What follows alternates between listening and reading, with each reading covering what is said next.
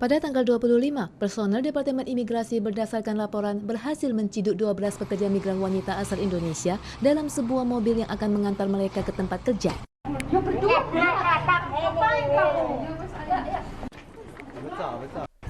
Anggota tim satuan khusus memastikan keberadaan pekerja migran lain di dalam rumah dan menemukan 6 PMI kaburan lainnya.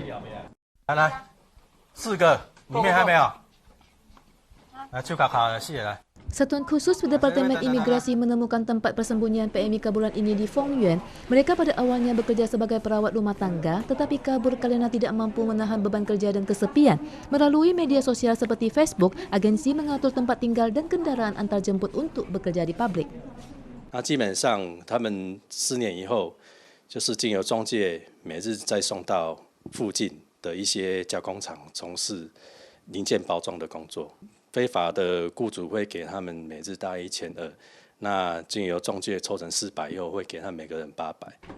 Dari hasil penyelidikan Satuan Khusus Imigrasi Taichung, ke-18 PMI kaburan telah kabur 1 hingga 2 tahun. Hanya seorang warga keturunan yang datang dengan visa wisata dan bekerja secara ilegal. Meskipun upah harian tinggi, tetapi setelah dipotong agensi, malah lebih rendah dari pekerja sektor domestik.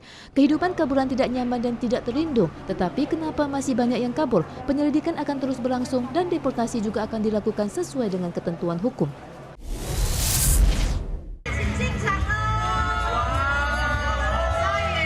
20 pasangan mengadakan resepsi pernikahan sebanyak 160 meja pada Sabtu lalu untuk merayakan berlakunya Undang-Undang Kesetaraan Pernikahan. 打工度假完结束就回来台湾一起生活，我们就过着同居生活了。没想到有一天可以结婚，我逼他的。没有啊，这是一种我觉得很难讲，真的很难形容，就觉得哦，就是你了。情的坟墓，你觉得呢？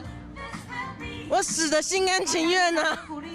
Meskipun sebagian pengantin tenggelam dalam kebahagiaan, tetapi sebagian pasangan sesama jenis memakai topeng untuk menjaga perasaan anggota keluarganya. 其实父母都知道，只是说顾虑他们的，应该是说其他亲友们的感受吧。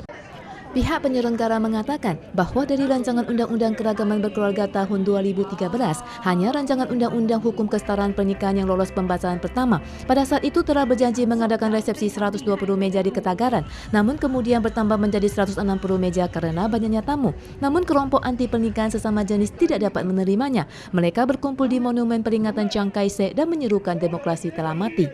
去年的公投已经通过了765万张选票，不是小数目。蔡英文才680万张选票，这还有公理吗？还算民主国家吗？ Kelompok anti memprotes Presiden Chai telah menginjak suara rakyat hasil referendum dan kembali menyerukan referendum penghapusan hukum.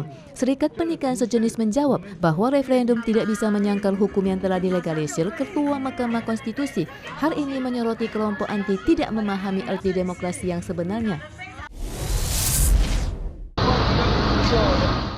Peru yang berada di Amerika Selatan diguncang gempa dahsyat magnitudo 8 yang berlangsung selama 2 menit pada tanggal 26 pukul 2 dini hari waktu setempat. Terlihat pada gambar rumah berantai 2 yang bolong, jalanan yang retak, dan warga yang sedang tidur berhamburan ke jalanan untuk mencari perlindungan. Yo venía caminando, yo sentí que los vidrios sonaban, pero yo dije, ¿por qué están tomando? Pero no. Yo me paré a mirar por arriba de la casa, pero nadie tomaba. Berdasarkan survei geologi Amerika Serikat USGS, pusat gempa berada di hutan Amazon dengan kedalaman 110 km. Kekuatan gempa turut dirasakan negara tetangga Brazil, Ekuador, dan Kolombia. Namun gempa terjadi pada lokasi berpenduduk jarang. Terdapat seorang pria berusia 49 tahun yang tewas, 11 orang terluka, dan lebih dari 50 rumah rusak. La evaluación que se está haciendo directamente allá, que una persona habría fallecido en Cajamarca. Es ya la información que nos ha llegado.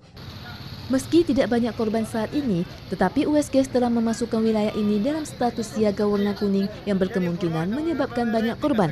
Pemerintah perlu minta masyarakat tetap waspada dengan gempa susulan pada beberapa hari ke depan. Peru mengalami gempa berkekuatan magnitudo 8 pada tahun 2007 yang memakan korban jiwa 514 orang.